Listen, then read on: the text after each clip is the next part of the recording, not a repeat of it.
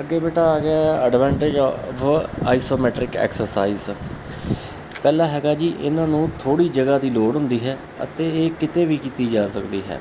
Second, ਇਹ joint 'ਤੇ stress ਰੱਖੇ ਬਿਨਾਂ ਰੀਹੈਬਿਟੇਸ਼ਨ ਲਈ ਅਤੇ ਆਰਮ ਸਟਰੈਂਥਿੰਗ ਲਈ ਯੂਜ਼ ਹੁੰਦੀ ਹੈ। ਰੀਹੈਬਿਟੇਸ਼ਨ ਹੁੰਦੀ ਹੈ ਬੇਟਾ ਜਦੋਂ ਆਪਾਂ ਇੰਜਰੀ ਤੋਂ ਵਾਪਸ ਆਉਂਦੇ ਹਾਂ ਅਤੇ ਆਪਾਂ ਰੀਹੈਬ ਕਰਨਾ ਆਪਣੇ ਆਪ ਨੂੰ। ਥਰਡ ਹੈਗਾ ਜੀ, ਕਿਸੇ ਵੀ ਇਕੁਇਪਮੈਂਟ ਦੀ ਜ਼ਰੂਰਤ ਨਹੀਂ ਪੈਂਦੀ ਇਹਦੇ ਵਿੱਚ। ਕੋਈ ਇਮੂਵੇਬਲ ਆਬਜੈਕਟ ਔਰ ਤੁਹਾਡੀਆਂ ਆਪਣੀਆਂ ਬਾਡੀ ਸਿਸਟਮ ਦੇ ਤੌਰ 'ਤੇ ਕੰਮ ਕਰਦੀ ਹੈ। ਨੰਬਰ 4, ਇਹਨਾਂ ਐਕਸਰਸਾਈਜ਼ਾਂ ਲਈ ਸਮਾਂ ਘੱਟ ਚਾਹੀਦਾ, ਟਾਈਮ ਘੱਟ ਚਾਹੀਦਾ। ਨੰਬਰ 5, ਇਹ ਐਕਸਰਸਾਈਜ਼ ਰੀਹੈਬਿਟੇਸ਼ਨ ਪਰਪਜ਼ ਲਈ ਵੈਲਿਊਏਬਲ ਹਨ ਅਤੇ ਇੰਜਰੀ ਲੋਕਾਂ ਦੁਆਰਾ ਕੀਤੀ ਜਾਂਦੀ ਹੈ। ਜਿਹੜੇ ਬੰਦਿਆਂ ਨੂੰ ਇੰਜਰੀ ਹੁੰਦੀ ਆ ਉਹ ਇਹ ਐਕਸਰਸਾਈਜ਼ ਕਰਦੇ ਆ। Disadvantage of isometric exercise. Number 1, ਇਹ ਐਕਸਰਸਾਈਜ਼ ਸਟੈਟਿਕ ਸਟਰੈਂਥ ਨੂੰ ਡਿਵੈਲਪ ਕਰਦੇ ਹਨ ਜਦੋਂ ਕਿ ਗੇਮ ਐਂਡ ਸਪੋਰਟਸ ਵਿੱਚ ਡਾਇਨਾਮਿਕ ਸਟਰੈਂਥ ਦੀ ਜ਼ਰੂਰਤ ਪੈਂਦੀ ਹੈ। ਇਹ ਸਟੈਟਿਕ ਕਰਦੀ ਆ, ਆਪਾਂ ਨੂੰ ਡਾਇਨਾਮਿਕ ਚਾਹੀਦੀ ਹੈ। ਨੰਬਰ 2, ਇਹਨਾਂ ਐਕਸਰਸਾਈਜ਼ਾਂ ਵਿੱਚ ਸਟਰੈਂਥ ਸਿਰਫ ਇੱਕ ਖਾਸ ਜੁਆਇੰਟ ਐਂਗਲ 'ਤੇ ਡਿਵੈਲਪ ਹੁੰਦੀ ਹੈ, ਰੇਂਜ ਆਫ ਮੋਸ਼ਨ ਦੁਆਰਾ ਨਹੀਂ। ਨੰਬਰ 3, ਕੁਝ ਦਿਨਾਂ ਬਾਅਦ ਇੰਟਰਸਟ ਘੱਟ ਜਾਂਦਾ ਹੈ ਕਿਉਂਕਿ ਹਰ ਦਿਨ ਇਸੇ ਤਰ੍ਹਾਂ ਦੀ ਐਕਸਰਸਾਈਜ਼ ਕੀਤੀ। ਹੁਣ ਬੇਟਾ ਆਪਾਂ ਲਗਾਤਾਰ ਆਪਾਂ ਇੱਕ ਵਾਲ ਨੂੰ ਪੁਸ਼ ਕਰਦੇ ਰਹਾਂਗੇ ਤਾਂ ਆਪਾਂ ਇਹਦਾ ਇੰਟਰਸਟ ਖਤਮ ਹੋ ਜੂ, ਬੋਰਿੰਗ ਹੋਣ ਲੱਗਣ ਲੱਗ ਪੈਂਦਾ। ਅੱਗੇ ਆ ਗਿਆ ਜੀ isometric exercise for upper body. ਸਭ ਤੋਂ ਪਹਿਲਾਂ ਆ ਗਿਆ ਨੈਕ ਐਕਸਰਸਾਈਜ਼। ਨੈਕ ਦੀ ਐਕਸਰਸਾਈਜ਼ ਤੁਹਾਡੇ ਹੈੱਡ ਨੂੰ ਸਟ੍ਰੇਟਨ ਨੈਚੁਰਲ ਪੋਜੀਸ਼ਨ ਵਿੱਚ ਫੜੋ। ਆਪਣੇ ਰਾਈਟ ਹੈਂਡ ਲਓ ਅਤੇ ਇਸ ਨੂੰ ਆਪਣੇ ਸਿਰ ਦੇ ਰਾਈਟ ਸਾਈਡ 'ਤੇ ਰੱਖੋ। ਜਦੋਂ ਤੁਸੀਂ ਆਪਣੇ ਹੈੱਡ ਨੂੰ ਲੈਫਟ ਸਾਈਡ ਵੱਲ ਪੁਸ਼ ਕਰੋਗੇ ਤਾਂ ਵਿਰੋਧ ਕਰਨ ਲਈ ਆਪਣੀ ਨੈਕ ਦੇ ਮਸਲ ਨੂੰ ਟਾਈਟ ਕਰੋ।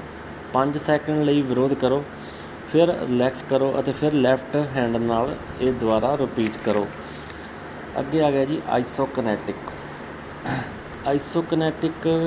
ਇਹ ਪਿਓਰਲੀ ਆਈਸੋਕਨੈਟਿਕ ਔਰ ਪਿਓਰਲੀ ਆਈਸੋਟੋਨਿਕ ਵਿੱਚ ਐਕਸਰਸਾਈਜ਼ ਨੂੰ ਡਿਵਾਈਡ ਕਰਨਾ ਬਹੁਤ ਡਿਫੀਕਲਟ ਹੈ।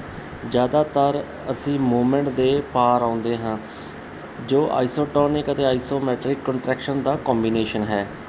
ਐਕਸਰਸਾਈਜ਼ ਜਿਸ ਵਿੱਚ ਇਹਨਾਂ ਦੋਵਾਂ ਦਾ ਕੰਬੀਨੇਸ਼ਨ ਹੁੰਦਾ ਹੈ ਨੂੰ ਆਈਸੋਕਨੈਟਿਕ ਐਕਸਰਸਾਈਜ਼ ਕਹਿੰਦੇ ਹਨ। ਆਈਸੋਕਨੈਟਿਕ ਐਕਸਰਸਾਈਜ਼ ਸਪੈਸ਼ਲ ਡਿਜ਼ਾਈਨ ਮਸ਼ੀਨ 'ਤੇ ਪਰਫੋਰਮ ਕੀਤਾ ਜਾਂਦਾ ਹੈ। ਇਹ ਐਕਸਰਸਾਈਜ਼ ਪੈਰੀਨ ਨੇ 1968 ਵਿੱਚ ਡਿਵੈਲਪ ਕੀਤੇ ਸਨ। ਆਈਸੋਕਨੈਟਿਕ ਐਕਸਰਸਾਈਜ਼ ਵਿੱਚ ਮਸਲ ਦੇ ਕੰਟਰੈਕਸ਼ਨ ਮੂਵਮੈਂਟ ਦੀ ਕੰਪਲੀਟ ਰੇਂਜ ਵਿੱਚ ਵੱਧ ਤੋਂ ਵੱਧ ਫੋਰਸ ਅਪਲਾਈ ਕਰਦਾ ਹੈ। ਜਦੋਂ ਆਈਸੋਕਨੈਟਿਕ ਐਕਸਰਸਾਈਜ਼ ਦੀ ਵਰਤੋਂ ਉਹ ਮਸ਼ੀਨ ਜੋ ਰੇਂਜ ਆਫ ਮੋਸ਼ਨ ਵਿੱਚ ਕੰਟਰੈਕਸ਼ਨ ਦੀ ਸਪੀਡ ਨੂੰ ਕੰਟਰੋਲ ਕਰਦੀਆਂ ਹਨ। ਇਹਨਾਂ ਐਕਸਰਸਾਈਜ਼ ਦੀ ਹੈਲਪ ਨਾਲ ਐਕਸਪਲੋਸਿਵ ਸਟਰੈਂਥ ਅਤੇ ਇੰਡਿਓਰੈਂਸ ਨੂੰ ਇੰਪਰੂਵ ਕੀਤਾ ਜਾ ਸਕਦਾ ਹੈ। ਫੋਰ ਐਗਜ਼ਾਮਪਲ, ਪਰ ਮਿੰਟ 90 ਰੈਵੋਲੂਸ਼ਨ 'ਤੇ ਇੱਕ ਆਈਸੋਕਨੈਟਿਕ ਸਟੇਸ਼ਨਰੀ ਬਾਈਸਾਈਕਲ ਸੈੱਟ ਕਰਨ ਦਾ ਮਤਲਬ ਹੈ ਕਿ ਐਕਸਰਸਾਈਜ਼ ਕਿੰਨੀ ਹਾਰਡ ਅਤੇ ਕਿੰਨੀ ਫਾਸਟ ਕਰਦੀ ਹੈ। ਬਾਈਸਾਈਕਲ ਦੀਆਂ ਆਈਸੋਕਨੈਟਿਕ ਵਿਸ਼ੇਸ਼ਤਾਵਾਂ ਐਕਸਰਸਾਈਜ਼ ਕਰਨ ਵਾਲੇ ਨੂੰ ਸਿਰਫ 90 ਪਰ ਮਿੰਟ 90 ਰੈਵੋਲੂਸ਼ਨ ਫਾਸਟ ਪੈਡਲ ਕਰਨ ਦੇਵੇਗੀ।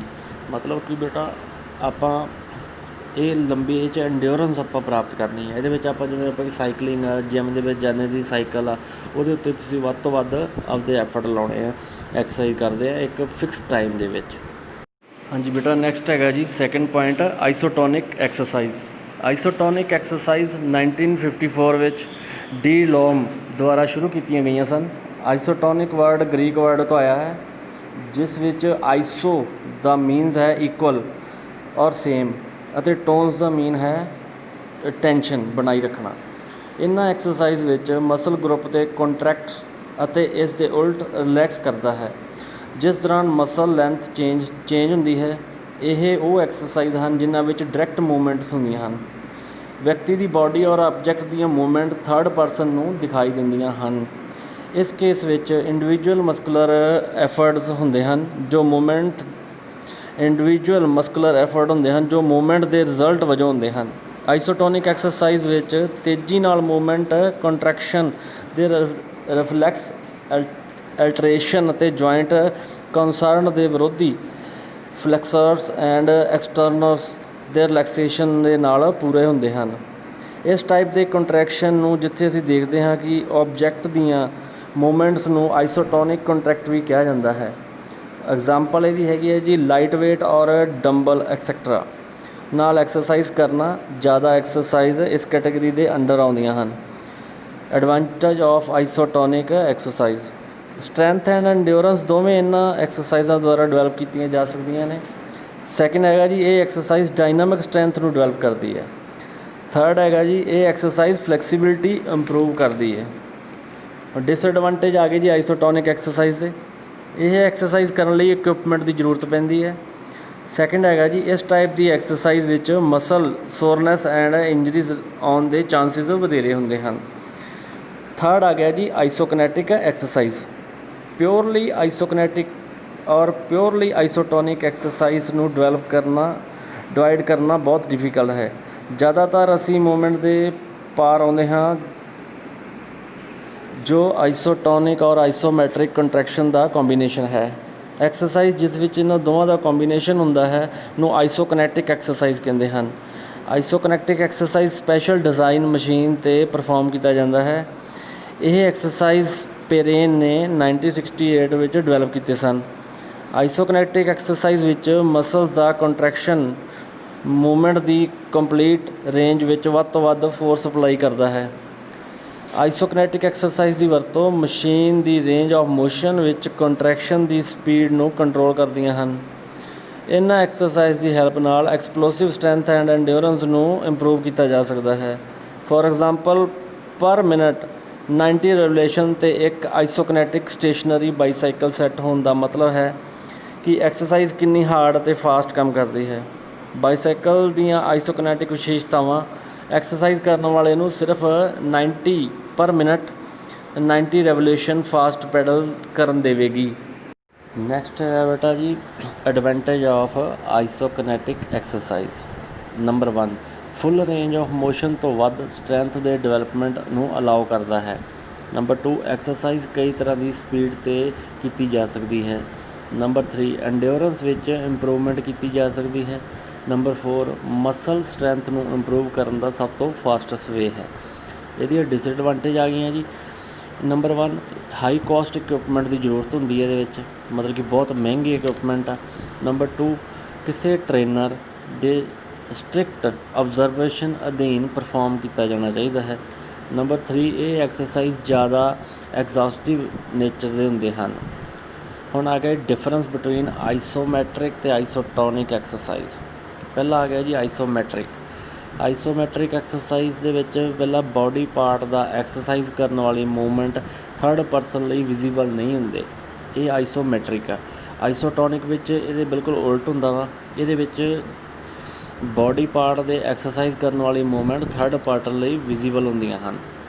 ਨੰਬਰ 2 ਆਈਸੋਮੈਟਰਿਕ ਐਕਸਰਸਾਈਜ਼ ਕਰਨ ਵਾਲੀਆਂ ਮਸਲਸ ਦੀ ਲੈਂਥ ਨਹੀਂ ਬਦਲਦੀ, ਅਤੇ ਆਈਸੋਟੋਨਿਕ ਵਿੱਚ ਇਹਦੇ 'ਚ ਮਸਲ ਦੀ ਲੈਂਥ ਬਦਲ ਜਾਂਦੀ ਹੈ।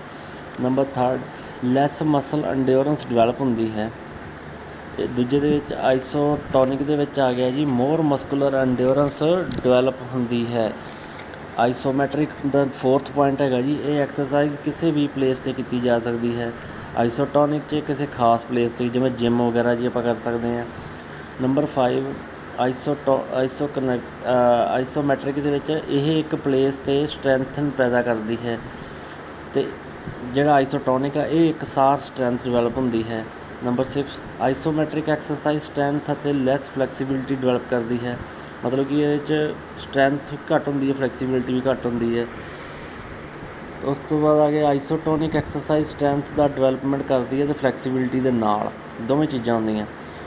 ਆਈਸੋਮੈਟਰਿਕ ਐਕਸਰਸਾਈਜ਼ ਬੋਰ ਹੁੰਦੀਆਂ ਹਨ ਅਤੇ ਆਈਸੋਟੋਨਿਕ ਇੰਟਰਸਟਿੰਗ ਹੁੰਦੀਆਂ ਹਨ ਕਿਉਂਕਿ ਸੈਲਫ ਟੈਸਟਿੰਗ ਕਰ ਰਹੇ ਹੁੰਦੇ ਆ।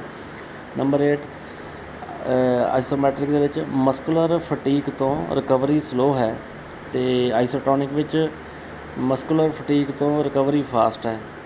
ਨੰਬਰ 9 ਆਈਸੋਮੈਟਰਿਕ ਦੇ ਵਿੱਚ ਐਕਸਰਸਾਈਜ਼ ਬਾਏ ਪੁਸ਼ਿੰਗ ਵਾਲ, ਜਿਵੇਂ ਫੋਰ ਐਗਜ਼ਾਮਪਲ ਪੁਸ਼ਿੰਗ ਵਾਲ ਕਰਦੇ ਹਾਂ, ਅਤੇ ਆਈਸੋਟੋਨਿਕ ਦੇ ਵਿੱਚ ਐਕਸਰਸਾਈਜ਼ ਵਿਦ ਲਿਫਟ ਵੇਟ।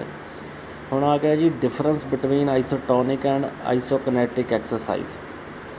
ਪਹਿਲਾ ਹੈਗਾ ਜੀ ਆਈਸੋਟੋਨਿਕ ਐਕਸਰਸਾਈਜ਼। ਆਈਸੋਟੋਨਿਕ ਐਕਸਰਸਾਈਜ਼ ਵਿੱਚ ਡਾਇਨਾਮਿਕ ਮੂਵਮੈਂਟ ਸ਼ਾਮਲ ਹੁੰਦੀਆਂ ਹਨ, ਪਰ ਇਸ ਵਿੱਚ ਰਿਕੁਆਇਰ ਨਹੀਂ ਹਨ ਕੌਨਸਟੈਂਟ ਸਪੀਡ। ਤੇ ਆਈਸੋਕਨੈਟਿਕ ਦੇ ਵਿੱਚ ਇਸ ਵਿੱਚ ਮੂਵਮੈਂਟ ਸ਼ਾਮਿਲ ਹੁੰਦੀ ਹੈ ਪਰ ਮੇਨਟੇਨ ਕਰਦਾ ਹੈ ਕੌਨਸਟੈਂਟ ਸਪੀਡ। ਸੈਕਿੰਡ ਪੁਆਇੰਟ ਹੈਗਾ ਜੀ, ਆਈਸੋਟੋਨਿਕ ਐਕਸਰਸਾਈਜ਼ ਵਧੇਰੇ ਪਾਪੂਲਰ ਅਤੇ ਇਫੈਕਟਿਵ ਟਾਈਪ ਦੀ ਸਟਰੈਂਥ ਹੈ। ਤੇ ਆਈਸੋਕਨੈਟਿਕ ਐਕਸਰਸਾਈਜ਼ ਆਮ ਤੌਰ 'ਤੇ ਸ਼ਾਮਲ ਹੁੰਦੇ contraction against an electronic resistance and specific to a particular sports.